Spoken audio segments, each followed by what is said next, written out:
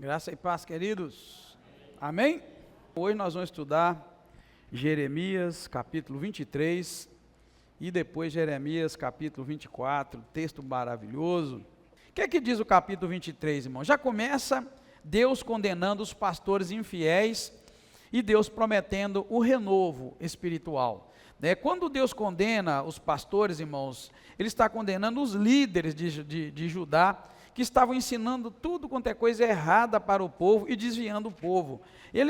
Os profetas estavam fazendo a mesma coisa, os profetas estavam falando para as pessoas, que Deus ia abençoar, que Deus estava com eles, quando na verdade eles viviam em pecado. Até, irmãos, aqui diz a palavra, que até os sacerdotes, os profetas estavam contaminados, eles estavam vivendo em adultério, cometendo adultério, diz o versículo 14, entre os profetas de Jerusalém, uma coisa horrenda está acontecendo, eles cometem adultério, brigadão, viu, irmãos? Então, irmãos, é uma situação que estava vivendo uma decadência muito grande espiritual, que o povo de Judá estava vivendo. Então Deus aqui está condenando eles, porque eles estavam, nesse caso, espalhando o povo com as palavras que estava tudo bem.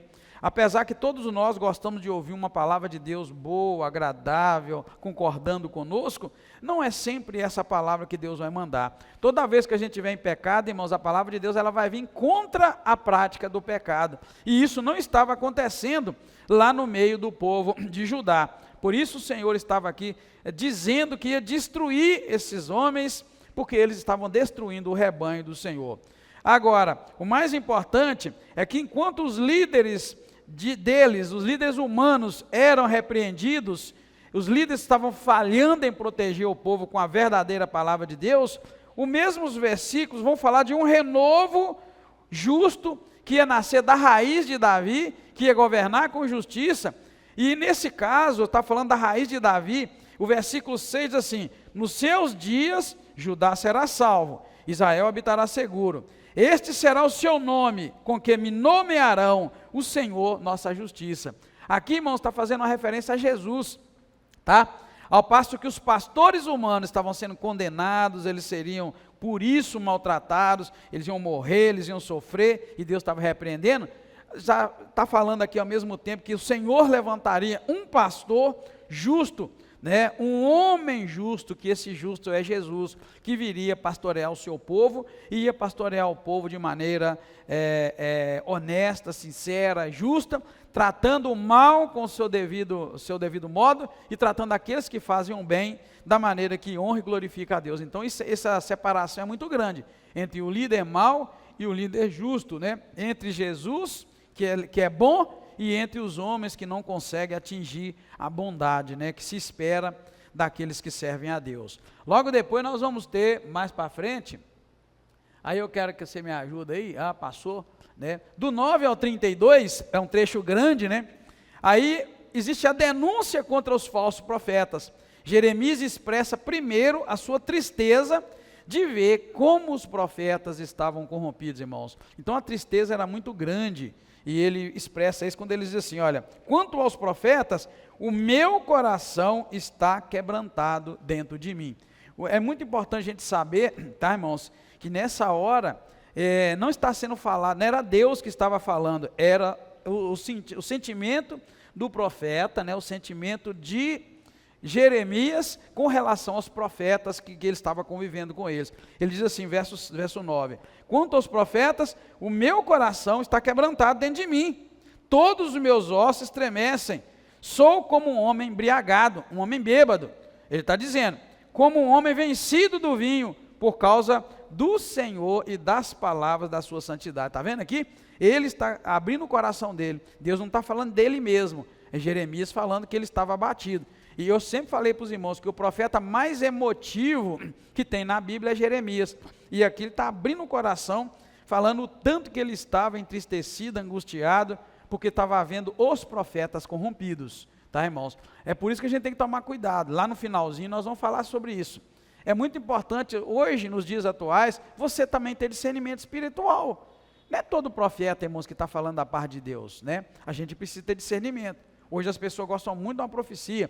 E tem profecia, meu Deus do céu, cada tipo de profecia totalmente contrária. Aqui nesse caso, todos os profetas falavam coisas boas, porém, Jeremias era o único que falava que o povo ia sofrer, que os profetas iam morrer, Deus ia detonar com eles, porque estava todo mundo em pecado, né? Oh, maravilha, hein, irmãos, que palavra boa, hein? Palavra que condena o pecado, é ela que nos ajuda. Então Jeremias está angustiado, porque ele está vendo isso, né? E a gente precisa entender uma coisa, irmãos, profeta é bom ou é ruim? Me diz aí, profeta é bom ou ruim?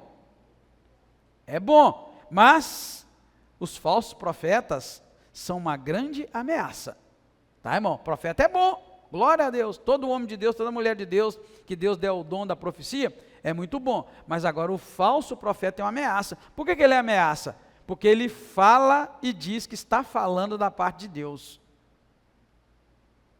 E esse é um problema combatido aqui. Deus lá no capítulo seguinte, no final desse capítulo, ele vai falar: eu vou dar losna para esse povo comer, eu vou dar fel para eles beberem, não dê ouvido às palavras deles, porque eu não os enviei, mas eles estão falando que eu mandei. Então, irmãos, quando uma pessoa fala que Deus está falando, todos vão tremer. Por isso que o falso profeta é uma ameaça.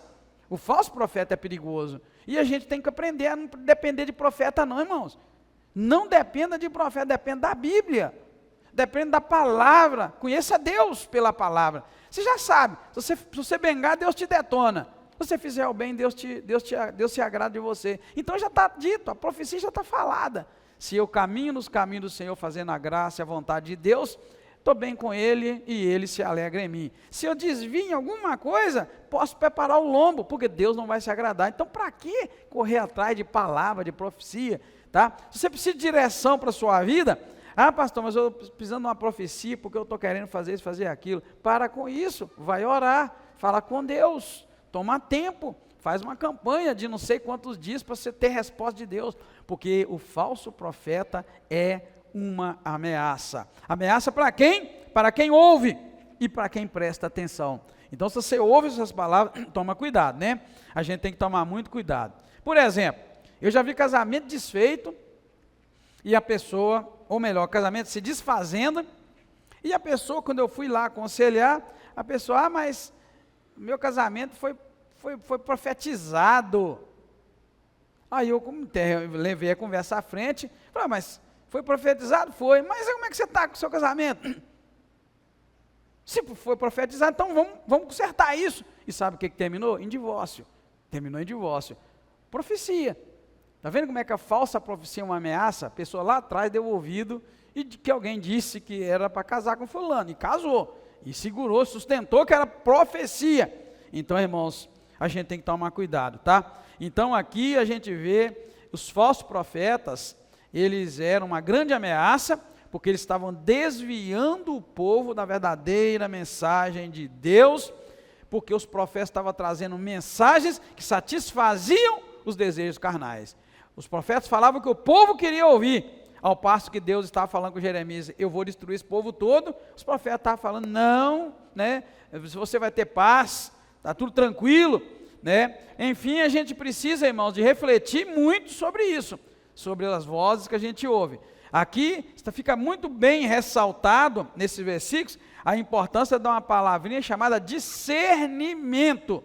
O crente precisa ter discernimento entre a palavra de Deus e a palavra dos homens. É muito diferente a palavra de Deus e a palavra dos homens. Aqui nós estamos vendo a palavra de Deus dizendo que Deus ia punir, e a palavra dos profetas de Jerusalém dizendo que não, estava tudo bem, tudo tranquilo, é isso mesmo. E aí precisa de discernimento, você tem que aprender a ouvir e discernir. Eu já falei para os irmãos que tem 3 vozes que falam com a gente o tempo todo: a voz de Deus, a voz do diabo e a voz do próprio eu, sua voz. Você tem que discernir quando é Deus, quando é o diabo, quando é sua voz, tá? As vozes são diferentes, mas pode parecer muito uma com a outra. E aí, quem fala é Deus, é o diabo, ou é você, sua ideia, sua vontade mesmo? Então tem muita gente dando ouvido à voz errada, irmãos. A voz de Deus ela é diferente. Aqui chega num momento, no capítulo 24, que o Senhor chega a dizer, né, que a palavra dele é como o martelo que esmiuça a penha. Verso 29 do capítulo 23. Está vendo? Ó? Não é a minha palavra como fogo, diz o Senhor, E como o martelo que esmiuça a penha, a palavra de Deus, irmãos, ela não é aquela água doce, aquela água mole, é como fogo, né? Quem já viu um fogo bravo pegando mesmo? Quem já viu? Eu de vez em quando eu queimo lá eu queimo papelão, eu queimo madeira lá em casa. Só que tem dia que eu faço um montão de papelão e põe fogo, irmãos. Aquilo é incrível, como esquenta o lugar, o local. E lá em casa é de noite, eu vou queimar de noite, vira dia. Então aqui está dizendo que a palavra de Deus é como fogo. E não é um foguinho de papelão apenas que eu ponho lá dessa altura. É fogo de fato, fogo tremendo. Então assim, não é um exemplo de uma coisa suave. Fogo não é suave, irmão. O fogo, quando você põe ele lá, ele é coisa tremenda. O fogo estala, chega a estalar. É muito sério. A palavra de Deus é isso. E depois aqui vai falar que ela é como o martelo que esmiuça a penha. O que é martelo, irmãos? É um pedaço de ferro, de aço, que você bate, e está dizendo aqui que esmiuça a pedra, quebra a rocha. A pancada de martelo é horrível. Já falei para os irmãos, quem aqui já acertou o dedo, sabe que não é uma coisa brincadeira, é uma coisa suave. É assim a palavra de Deus. A gente confunde às vezes, e é preciso a gente ter esse entendimento. Então, versículo 9 ao 32, os falsos profetas Deus deixa muito claro ali que eles são uma grande ameaça para a vida espiritual, porque desvia o povo da vontade de Deus, da verdadeira vontade de Deus. E o bloco inteiro, do 9 ao 32, vai ressaltar a importância de você ter discernimento para discernir entre a palavra de Deus e a palavra do homem, né? Por exemplo, irmãos, cada um de nós precisa saber como está diante de Deus. Isso é questão pessoal, não precisa de profeta falar não, tá bom? Você está indo para o céu ou você está indo para o inferno? É basicamente a vida espiritual é essa. Você sabe para onde está indo. Ah, pastor, eu tenho dúvida se eu estou indo para o céu. Então você não vai para lá não, porque você tem que saber das suas ações. Como é que está a sua vida? Está no altar de Deus? Está buscando a santificação? Está buscando melhorar cada dia? Está socorrendo o necessitado? Está apoiando? Está orando? Você é fiel? Está cumprindo a palavra? Está indo para o céu. Você não está fazendo isso? Caro irmão, cara irmã, você tem que saber para onde você está indo. Não precisa profeta vir e falar, eis que eu te digo, eis que eu vejo uma chave na tua frente. Para com isso, chave nada. Você está indo direto para o inferno, não vai ter chave para você, não vai ter nada, não vai ter prosperidade, não vai ter nada. Você sabe, você tem que saber. Isso aí elimina a necessidade de buscar a palavra dos outros. Quando a gente fica buscando profecia, irmão, a gente está querendo ouvir uma coisa boa. Porque eu duvido quem queria procurar um profeta igual Jeremias. Duvido quem vivendo em pecado. Jeremias, me dá uma palavra. Jeremias está falando o tempo todo, o povo vai morrer, o povo vai perecer, Deus vai mandar uma seca grande, vai destruir porque o povo abandonou Deus. Essa é a palavra. Então a gente sabe a palavra que vem de Deus para nossas atitudes. Amém, queridos? Acho que ninguém aqui tem problema não, tem? Se alguém tiver problema de saber como é que está a vida espiritual, é porque você está com problema mental. Porque você sabe das suas ações. A gente sabe, irmãos, dos nossos pensamentos, se eles são justos, se eles são bons, se eles são honestos, né? A gente sabe, cada um sabe. Não precisa de vir profeta falar. E se você está vivendo uma vida desregrada, tua mente não está indo direitinho, e você está esperando para lavar a boa, você está procurando a voz do diabo, porque o diabo é que vai falar contradizendo Deus, igual foi lá no Éden. Lembra lá a serpente chegou para Eva, quando a Eva falou, mas nós não podemos comer tal árvore, a serpente falou, não, porque Deus sabe que no dia que você comer dela, você vai ficar igual Deus. Você vê, irmãos, Deus tinha falado, não come, e a serpente conseguiu convencer Eva a comer. Então, irmãos, olha, profecia para quê? Você sabe como é que você está, amém, igreja? Amém?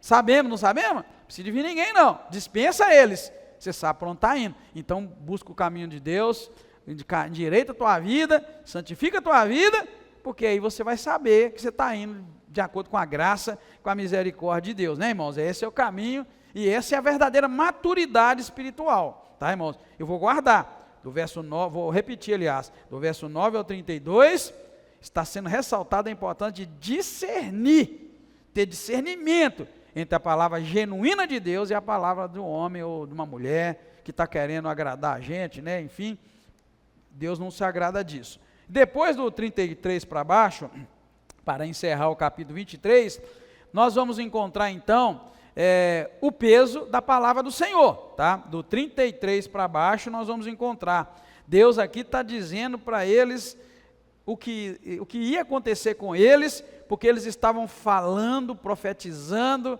chegando a usar o termo oráculo do Senhor, como se Deus estivesse falando, e Deus nunca estava falando através dele. Então Deus estava aqui rejeitando aqueles que estavam zombando da palavra de Deus, né? Tratando ela como um peso. Ele adverte que os que pervertem a sua palavra serão castigados, e as suas famílias iam ser esquecidas. É esta palavra que está dizendo para nós aqui, do 33 ao 40, né? Deus aqui, do 34 a 40, irmãos, está exigindo reverência à palavra dele, porque ele vai julgar aqueles que distorcem ou desrespeitam a sua palavra. É os profetas que estavam desrespeitando e distorcendo a palavra de Deus. É aquilo que eu falei para vocês, irmãos. Se você sabe como é que está a sua vida, é o seguinte: não espera a palavrinha para te dar apoio, nem para te ajudar, porque a gente sabe que não funciona assim. Ao passo que, se você está buscando a Deus, buscando a palavra do Senhor, você sabe também como é que a sua vida está. Não é muito bom a gente entender. Lá em Apocalipse, no finalzinho do livro, Deus vai falar assim com o povo: quem está limpo, limpe-se mais, né? Quem é santo, santifique-se ainda mais. Mas quem está sujo, suje-se mais ainda. O que Deus está falando? Você sabe o caminho que você faz. Se é pecado, enterra a cara, meu filho. Agora, se você está buscando Deus, busque mais ainda. Essa palavra é uma palavra dura. É para a gente não ficar enganando a gente mesmo, irmão, no meio termo, né? Pensando assim, eu estou bem, eu estou aí e tal, mas não está. Porque o que vai nos medir, irmãos, no dia do julgamento, é de fato a intenção do nosso coração. Guarda isso. O que vai nos medir no dia do julgamento é verdadeiramente a intenção do nosso coração. Você está fazendo o que está fazendo, mas está com aquele coração voltado para Deus ou não? Essa é a questão. Jesus deixa muito claro essa questão da intenção do coração, quando ele estava falando para os seus discípulos sobre adultério. E ele vira e fala para os discípulos que aquele que olhar para uma mulher com intenção impura no coração, já adulterou com ela. Está vendo que eu falei para você? O que vai pesar no julgamento final é a intenção do coração? Você pode olhar para as mulheres, mas como é que você olhou? Ele falou, olhou com intenção impura, já adulterou. Então, o Senhor apertou, o tempo todo ele está apertando para nós as coisas e nos mostrando que a intenção do nosso coração é que vai prevalecer no dia do julgamento. E a gente precisa ficar muito esperto com isso, clamando a Deus o tempo todo, né, pela sua misericórdia. Capítulo 24, irmãos, é pequenininho, são apenas 10 versículos, né? E ele começa com a visão do cesto de figo, né? Nota bem que é figo, não é fígado não, tá? Não vai confundir. Ele vê 2 cestos de figo, aquela fruta, né? Quem já comeu figo? Figo natural, é muito gostoso, né, gente? Ele madurinho, né? Que coisa boa, né? O doce daquilo não tem doido de bom. É uma fruta esquisita, né? Você abre que tem lá, cheio de carocinha, aquela beleza, é uma fruta deliciosa. O que Deus faz? Deus dá para Jeremias a visão de 2 cestos, colocados diante do templo, tá, irmãos? Tem que pensar, entender isso. Olha, mostrou-me o Senhor 2 cestos de figos postos diante do templo do Senhor. O que acontece? Em seguida, Deus vai perguntar para ele, né, o que ele viu. E o que ele viu foi um cesto de figo bom, ou melhor, muito bom, aqueles figo temporão, aquela coisa linda, e o outro cesto tinha figo ruim, mas tão ruim eram os figos que ele via, que nem dava para comer de tão ruim. E aí Deus vai perguntar para ele o que é que ele estava vendo. E na verdade, esses versículos vão mostrar para nós 2 grupos distintos de pessoas, irmãos, lá em Judá. Depois o Senhor vai explicar lá embaixo, né?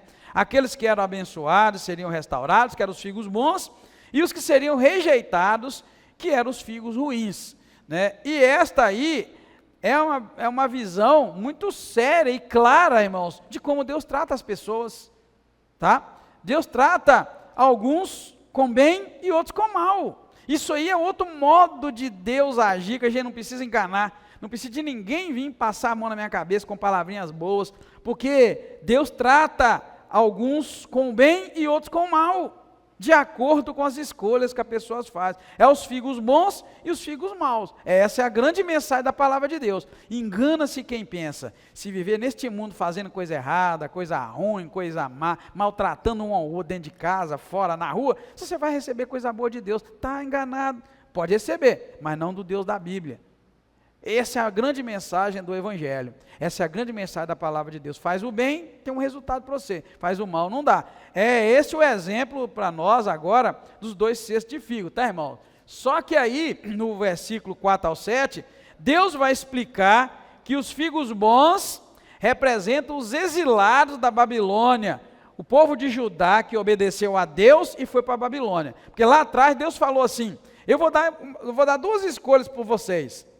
Quem me obedecer e for ser escravo na Babilônia, vai salvar a sua própria vida, e lá minha mão estará estendida com vocês. Quem ficar aqui, vai sofrer, vai ver a terra sendo destruída e vai morrer. Então aí Deus começa a colocar para eles que os figos bons, na verdade, representam aqueles que obedeceram a Ele, e foi lá para ser exilado. Irmão, Deus deu para eles a escolha de sair da terra deles e ser escravo, para eles serem abençoados. Isso, irmãos, é uma palavra muito, muito boa para quem vive no mundo de hoje, querendo palavrinha doce e vidinha doce. Todo mundo, a maioria das pessoas serve a Deus querendo coisinhas boazinhas. A gente quer os melhores empregos, os melhores salários, a gente quer melhor tudo, mas não é bem essa visão de Deus. Aqui Deus está dando para eles, deu para eles a oportunidade de escolher ir para ser escravo e viver, e lá ser abençoado, ou viver na terra e sofrer. O que você faria, irmão, se Deus falasse com você assim: sai daqui de Patinga, tá? E vai lá para o sertão do Nordeste, onde não tem água, não tem nada, porque lá minha mão vai estar com você, mas se você ficar aqui, você vai perder emprego, você vai perder tudo e vai sofrer até morrer. Qual escolha vocês fariam? É isso. Estou vendo que o pessoal ficou bem em dúvida. E olha, você vai para lá, você não vai ter casa, não vai ter nada, você vai morar do jeito que puder, mas lá minha mão vai estar com vocês, lá vou abençoar. É isso que Deus estava falando, e é isso que Deus fez com Israel. Tirou Israel da terra de Canaã, jogou no Egito, viveram um tempo de fartura, depois viveram só vida ruim. De acordo com o judaísmo, eles viveram 200 anos bem, o resto foi tudo mal. Eu li essa semana, li ontem, um texto de um rabino, pelos ensinamentos dos rabinos, né? Está na Bíblia não, mas é o que eles empreenderam desde bebê, durante as gerações. Diz que eles tiveram mais ou menos 200 anos bem lá. Depois acabou. Depois foi só escravidão. O povo estava arrebentado quando eles saíram de lá. Ele já não aguentava mais. E aí, o que você faria? Se Deus se falar, hoje mesmo, largar sua casa, irmão, a sua, vai embora. Sai que eu vou abençoar, mas se ficar aqui, vai sofrer e vai morrer na míngua. É isso que Deus estava falando, só para a gente sentir. É fácil mudar de casa, mudar de cidade, é fácil largar tudo? Nunca foi. Mas às vezes Deus faz isso. O que Deus falou com Abraão? Sai da tua terra, do meio dos seus parentes, e vai para um lugar que eu vou te mostrar. E lá eu vou te fazer uma grande nação. O que Abraão fez? Obedeceu. E Abraão, quando ele morreu, os irmãos que estudam a Bíblia, quando Abraão morreu, a profecia tinha se cumprido na vida dele, ele era uma grande nação? Não. Ele era um peregrino, um cara, uma família, mas firme na bênção ele morreu. E aí, quem foi ver? Gerações futuras. Hoje a gente sabe que Deus cumpriu. Onde tem um descendente lá dele, Deus cumpriu. Não pode contar, não dá mais para contar. Porém o cara morreu sem ver, mas ele obedeceu, largou os parentes, foi viver onde Deus mandou. Então, irmãos, é só para os irmãos entenderem que os figos bons eram aqueles que obedeceram e saíram, tá? Deus estava explicando para eles, né? A promessa de Deus aos figos bons é demonstrada que mesmo lá no exílio, Deus tem planos para eles, de redenção, de restauração, de cuidado, e Deus estava dizendo que ia trazer eles de volta, né? Que o grupo lá seria tão abençoado que eles voltariam e eles iam colonizar outra vez a terra de onde eles foram expulsos, que era Judá. É assim que funciona. Então, irmãos, é para os irmãos entenderem. Às vezes, irmão, às vezes, irmã, você está aqui nessa terra e só vai passar dificuldade. Não fica triste, não desanima. Deus pode estar só te usando para abençoar os seus filhos, seus netos, os netos dos seus netos, mas você está fazendo parte do processo. Amém, irmãos? Amém? Aqueles que saíram do Egito, nem todos chegaram à terra prometida. Os filhos deles chegaram, os netos, não é? Mas eles faziam parte do processo. Foi preciso que gerações fossem escravas para uma outra ser liberta, e para uma outra chegar na terra. Olha que lindo que Deus faz. Qual é você? Você é a geração que está chegando na terra? Você é a geração que vai morrer no deserto? Ou você é a geração que vai morrer na escravidão no Egito? Mas faz parte, irmão. Todos eles fizeram parte do plano de Deus. A gente tem que entender qual geração que eu sou e viver feliz e alegre e abençoado. E não querer sonhar com nada além daquilo que é para nosso tempo, nossa época, nosso momento. Amém, igreja? Estão entendendo? Diz amém. É para a gente viver feliz, agradecendo a Deus pela família que tem, os filhos que tem, o emprego que tem, a renda que tem, a saúde que tem, porque tudo faz parte deste plano tremendo de Deus, de resgatar o seu povo, né, e de dar a vida eterna para nós, né. Já o versículo de 8 ao 10, irmãos, são os figos ruins. Aí agora está encerrando. O julgamento sobre os figos ruins. Os figos ruins representam aqueles que ficaram em Jerusalém. Lembra lá que Deus falou, quem me obedecer e sair, minha mão vai estar com eles, eu vou abençoar. Quem ficar vai sofrer. Então, figo ruim eram aqueles que ficaram, incluindo os Edequias e os oficiais. Deus declara aqui que eles vão enfrentar espada, fome, peste, e as pessoas vão lembrar deles com horror e sinal de vergonha. Então, os figos ruins aqui, irmão, está representando quem rejeita a Deus e quem desobedece a Deus. Quem obedeceu é o figo bom. Foi para o país lá para ser escravo. Lá a mão de Deus foi estendida, eles foram abençoados e eles voltaram, né? E Deus falou que eles iam voltar, eles voltaram. E quem ficou morreu, porque desobedeceu. Então a gente tem essa opção, irmãos, de viver o bem, obedecendo a Deus, e viver o mal, desobedecendo ao Senhor. Agora, o mais incrível é discernimento para ouvir e compreender o que Deus está falando. Amém, igreja? O que Deus está falando. Então é isso aí, irmãos. Deus rejeita, né? Aqueles que rejeitaram a correção, Deus rejeita. Aqueles que desobedeceram a Ele, aqueles que persistiram em viver na desobediência, né? Porque desobedecer, todo mundo desobedece. O problema é persistir em viver na desobediência. Pecar, todo mundo peca. O problema é persistir vivendo no pecado. Amém, queridos? Não importa quanto tempo dura, a gente tem que abandonar o pecado, irmão, né? Pecado é bom ou ruim? Para falar a verdade, pecado bom ou é ruim? É bom. Se fosse ruim, ninguém pecava. Tem uma pessoa que fez uma música, que assim, se pecado fosse bom, né? Se pecado fosse de todo ruim, ninguém ia deixar de fazer. Ninguém ia deixar de pecar se fosse ruim. A gente precisa entender que a gente precisa da graça de Deus, da misericórdia de Deus, porque é algo bom para os olhos, bom para a carne, bom para o prazer, bom para a vontade. Fazer maldade para uma pessoa que faz maldade para a gente é bom, não é? Não é, irmão? O cara fez maldade com você, você vê a desgraça da pessoa, oxa vida, você fala, nossa Deus, hein? Lá no fundo, né? Quando você é crente, você não fala, bem feito não, né? Quando você é crente, você fala, é a mão de Deus, né? Fica todo alegre, sai vitorioso. Está vendo, irmão? Então, ao passo que Jesus falou para não fazer isso. Então, por isso que eu estou falando, irmão, pecar todo mundo peca. Todo mundo peca. Quem disser que não peca é mentiroso, igual diz 1 João. Mas o problema é persistir no pecado. Desobedecer, todo mundo desobedece. O problema é persistir na desobediência, insistir em continuar. Esse é o problema. Porque o perdão há para todos aqueles que reconhecem suas falhas, suas fraquezas, seus pecados.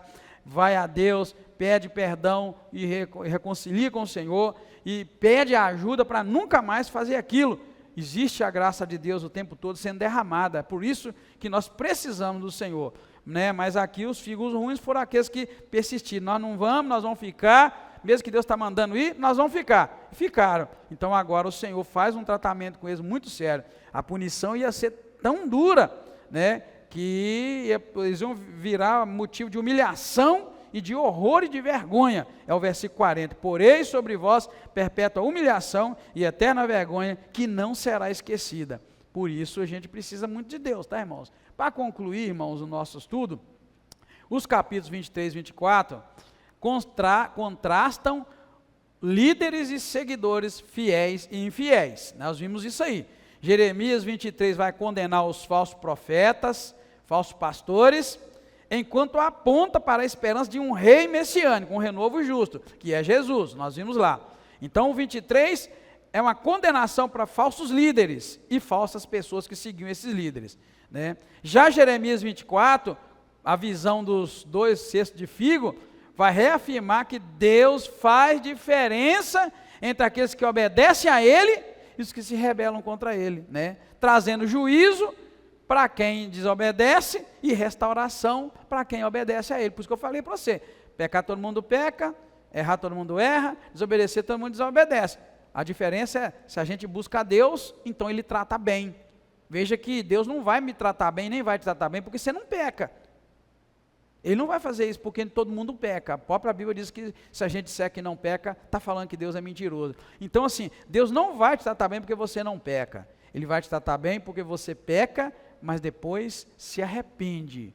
Me perdoa, eu errei, eu fui ignorante, ou então eu fui bobo mesmo, ou então eu fui fraco, eu cedi na hora da raiva, na hora da tentação, então me perdoa. É esse que vai alcançar a graça. Davi é tido como homem segundo o coração de Deus. E quando eu olho para a vida de Davi, Davi teve uns momentos na vida dele difíceis, e que ele de fato deu uma bobeira muito grande, mas Deus não tem aquilo como um motivo para destroçar a vida e o caráter de Davi, muito pelo contrário, achei Davi homem segundo o meu coração. Por quê? Quando Davi errava, irmãos, o profeta Natan chegou e condenou ele naquele pecado, na hora ele se arrependeu, ele não quis questionar Deus, e outras vezes que ele errava, ele era um cara muito pronto para se arrepender e pedir perdão a Deus. Então, é o homem ideal, é a mulher ideal, essa é aquela que vai alcançar a graça de Deus, né? Então Jeremias 24, com essa visão, vai reafirmar o quê? Que Deus faz diferença entre quem obedece, quem se rebela, trazendo juízo sobre uns, restauração sobre o outro. Os dois capítulos juntos vão reforçar o quê? A soberania de Deus e o compromisso de Deus com a justiça e também com uma redenção do seu povo. É essa a chave do que nós estamos vendo. Deus é soberano, faz o que lhe agrada. E ele tem compromisso com a justiça. E eu já falei aqui, a justiça de Deus é tão justa que impede que ele faça bem para quem faz coisa errada. Ele é tão justo que ele não pode fazer o bem para quem faz errado. E ele é tão justo que ele não pode fazer o mal para quem faz a coisa certa. Então isso é o Deus maravilhoso da Bíblia, né? E aí o texto vai trazer também a redenção do povo, ele prometendo que ia trazer o povo de volta, que ia trazer um Messias, um líder justo, que era Jesus, o Filho de Deus. Amém? Então nós encerramos aqui esse estudo. Muito obrigado, Senhor, nós te agradecemos por este estudo, que mais uma vez reforça o compromisso do Senhor com a justiça. O Senhor é soberano, o Senhor julga-nos de acordo com as nossas atitudes, mas também o Senhor é compassivo e misericordioso com aqueles que voltam para Ti, reconhecem suas falhas, seus pecados, se humilham pedindo perdão. O Senhor é poderoso para perdoar e restaurar. Eis-nos aqui, carentes deste Senhor, desse Deus, que nos corrige quando erramos, que está conosco em todos os tempos e quer o nosso bem. Obrigado, guarda a nossa vida, a vida da nossa família, guarda-nos em todo o tempo, Pai. Eu te peço agradecido, em nome do Senhor Jesus Cristo. Amém. Obrigado, irmãos. Deus abençoa cada um de vocês, em nome de Jesus.